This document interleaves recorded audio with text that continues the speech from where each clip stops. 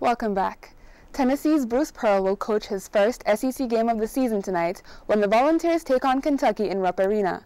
Pearl served an 8-game conference suspension for lying to NCAA investigators. Tennessee is coming off an emotional overtime loss to Alabama.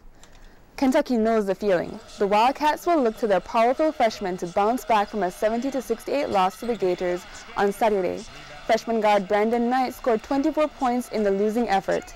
Knight was on fire from beyond the arc most of the game, going 4 for 5, but Gator fans are glad he missed an attempted buzzer beater at the end. One other men's college basketball game of note, Georgia steps out of conference and hosts Xavier tonight. This should be a pretty even matchup as both teams are 16-6. The Cleveland Cavaliers broke their own record last night, one they'd like to forget. With last night's 99-96 loss to Dallas, the Cavs have lost 25 straight games. They started off well, taking an early lead with jumpers like this one from Anthony Parker. But the Mavericks showed how much teamwork can pay off with this round-the-ring effort from Deshaun Stevenson. Last season, the Cavs with LeBron James had the best regular season record for the second straight year. And speaking of LeBron James, the Miami Heat host the Indiana Pacers tonight. Both teams are riding win streaks into tonight's game. Miami has won their last 6, the Pacers their last 4. Miami's most recent win came over Blake Griffin and the LA Clippers. See Griffin here for the slam dunk. The Pacers beat the Heat. They took a 93-77 road win over James and company when they faced off earlier this season. The game starts at 7:30.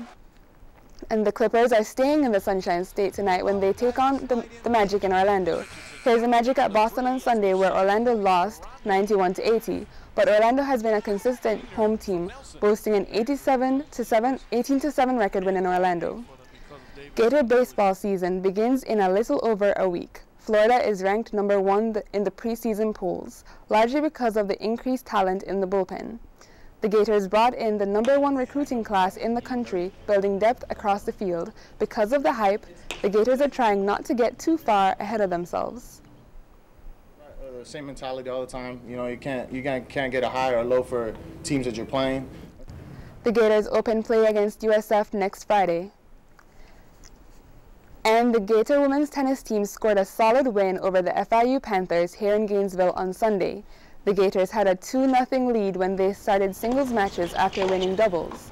Lauren Embry and Sophie Oyen won their matches in straight sets in under 45 minutes. The rest of the team also won in straight sets, with Allie Will capping off the win. The Gators are on their way in another matchup today against USF. That's today's look inside Gator sports and more. Lauren will be back after the break.